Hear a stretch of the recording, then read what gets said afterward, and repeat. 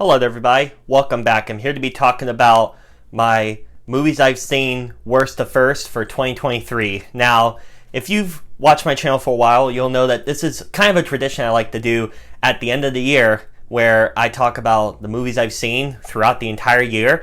And instead of doing top 10 best, top 10 worst, most disappointing, or like a bunch of multi-videos and leaving stuff out, I like to include every film that I've seen throughout the year into one big video, because unfortunately it's really sad that I didn't really get to see that many movies in theaters this year, but I did get to see these films that I'm gonna rank from worst to first here, so I really appreciate this. So at number 13 is Indiana Jones and the Dial of Destiny.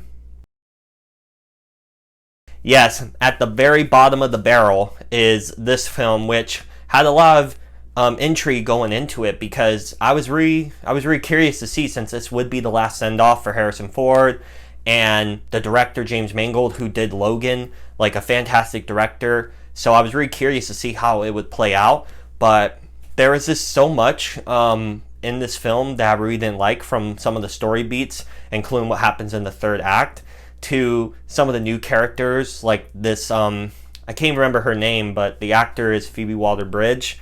I didn't like her character that much, and I just didn't really like how they treated Indy's character in this film, and how they kind of just ignore, like Mutt Williams, who was Shia LaBeouf's character, which I get, because of Shia LaBeouf, but it's just some of the stuff, how they treated this film, I wasn't a fan of, some plot beats, and it just felt really like a big letdown and not a great conclusion at all. Like even Crystal Skull, which I'll still defend, I have a good time with that film.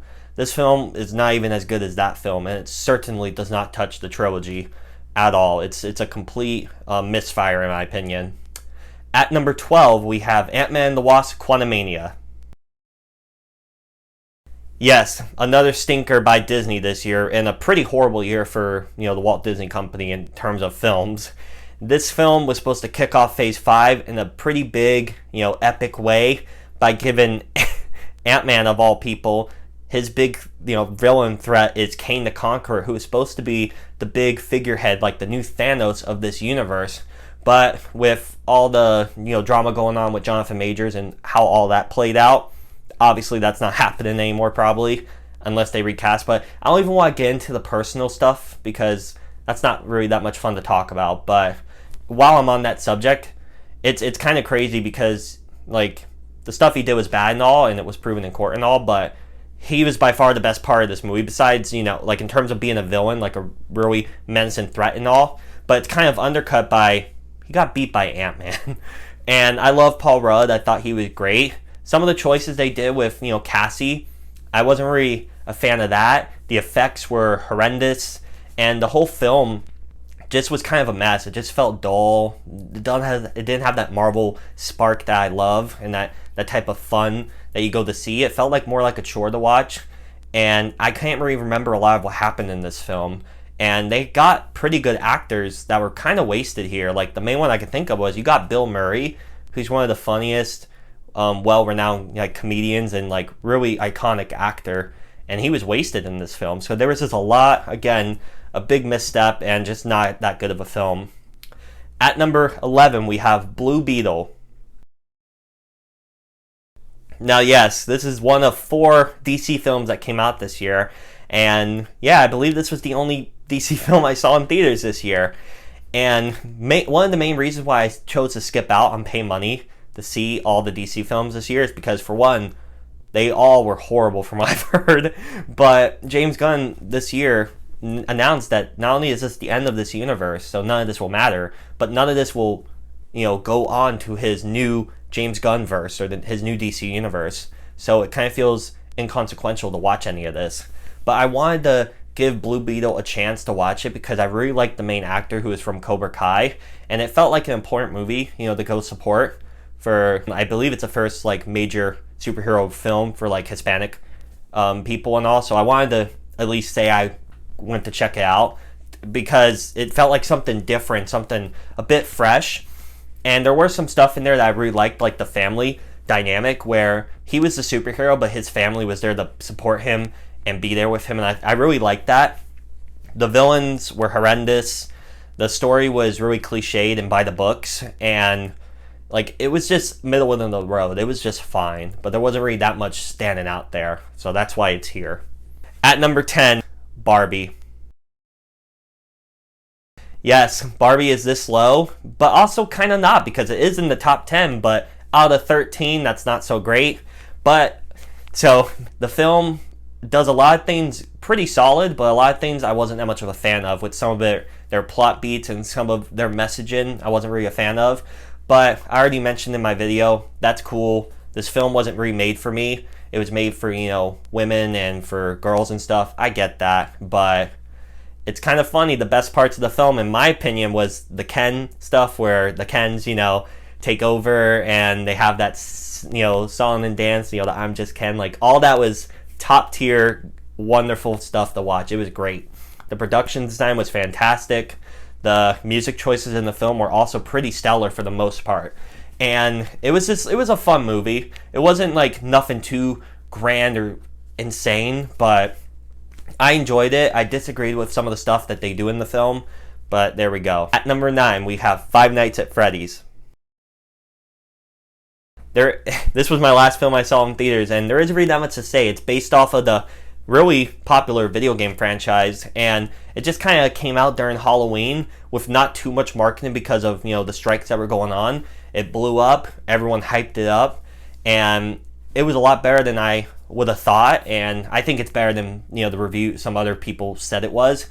It had a pretty solid story, even though it's kind of simplistic. Great animatronics by the Henson Company, I believe, worked on it.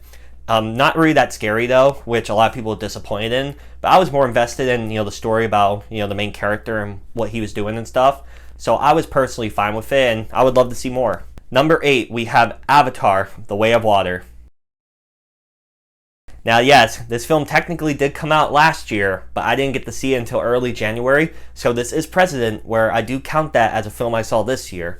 And this was a hugely, kind of anticipated film by many. A lot of people downplayed it because everyone says the first Avatar is overrated, which it 100% is. It does not deserve to make as much money as it did. And this film, I thought, was a lot better than the first one, in my opinion. It's crazy because it gets so much hate and all for being so successful. The meme, they hate me because they ain't me. Well, that's kind of what James Cameron is at this point. He could just take over a decade to not do any, not put a film out, put this out and be back on top, like King of the World, reference. So the effects were just stunning, like mind-blowing effects with the visuals and stuff. The story, again, I'm a sucker for, the family thing, and I thought it was a really nice story, and it was cliched in a lot of ways, like bringing back the same villain and all that silliness, but I kind of liked the villain more than in the first time. Like, it felt like the characters have more layers and stuff to them, and the film is over 3 hours, so that probably helped that it developed the characters more, and the action was solid, and I don't think I'd really want to check it out again, but it was a nice film to watch. At number 7, we have the Super Mario Brothers movie, 2023. And the reason why I say that is because there was a live action one back in the 90s, which was it was not good. So this film was by Illumination, which I was really skeptical of because I think they're wildly overrated. They make the cookie cutter family type films with no substance, no narrative, no creativity for the most part. And I was a bit worried about how this would do, but I heard a lot of the people who work on Mario was involved. The reviews were not so great, but I went into with an open mind. I saw it a little bit later, like maybe a week or two later, and it was still pretty sold out. Like, people love this film, and I kind of am in the same ballpark. I never replayed the Mario games, like, hardcore. I've played a couple, but I really enjoyed it. I thought the performances, especially like Chris Pratt, he keeps proving the haters wrong because I thought he did a solid job. Jack Black was a scene stealer, by far the best part of the film, and his song, the Peaches song, was great. The animation looked pretty solid. Like, it looks a lot better than the $100 million budget I heard that the film cost, so that was really impressive. And it was just a lot of fan service and all for fans of like video games and fans of Mario, which I'm in the ballpark of being a huge video game guy, so that's maybe why I got a bit more of a kick out of it, but I enjoyed it overall. At number 6, we have John Wick Chapter 4. Yes, which was what a lot of people thought would be the conclusion of the John Wick series, but since this film did really well, like it keeps going upward trajectory of this franchise, apparently they're making a fifth one, but with how it ended, how can you do that?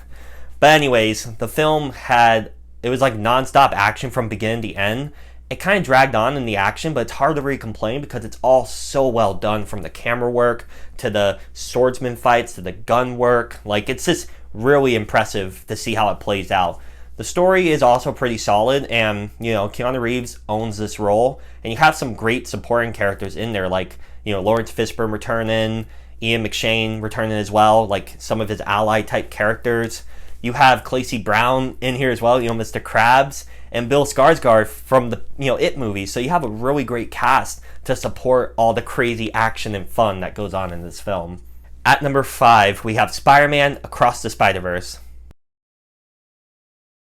Yes, now this was a really big follow-up to the previous film, which I still think is one of the best animated films ever made, and maybe like one of the best superhero films ever made, because of just how, I'm not even gonna lie, the main reason is the animation. Like, it's such a game changer, and seeing how so many different animation films have taken inspiration from Spider-Verse, it really is a groundbreaking film in general, with just, there's so many to list.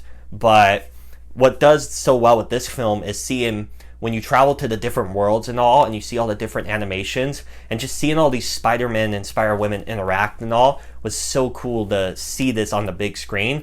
And seeing, how it really dives into stuff like canon events and what's supposed to happen happens, and there's kind of like a Spidey Civil War going on. It was just really cool to see all this play out, and seeing fan favorite characters like, Spider-Man 2099, Miguel, seeing characters return like, Gwen Stacy's Spider-Man, and Miles Morales, growing more into his own, and it was just a blast to watch in the theater. At number 4, we have Mission Impossible Dead Reckoning Part 1. Now, yes, this is another film which, unfortunately, there were so many films this year that didn't perform as well. And this film just kind of got screwed by the Barbenheimer, because it came out a week prior, and it came out, like, I believe, a week before the, actor strike, which kind of derailed all marketing at that point. But I thought this film was just, again, it was really great. It was fun with the action. I really was invested in the story it was telling. And it's one of those part 1, part 2 type of situations where it ends with the story it was telling in that film being complete, but it leaves up more questions and more, wondering about what would part 2 do. So it was really fantastically well done. Some of the stunt work, Tom Cruise is a legend. Doing some of the stuff that he does is remarkable, and there were some fun moments, some really good action, and just a really great film. At number 3, we have Oppenheimer.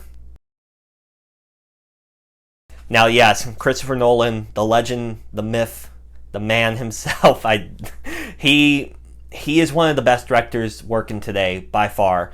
To make a film that's a, historical drama about the man who made the atomic bomb be almost $1 billion blockbuster hit is incredible.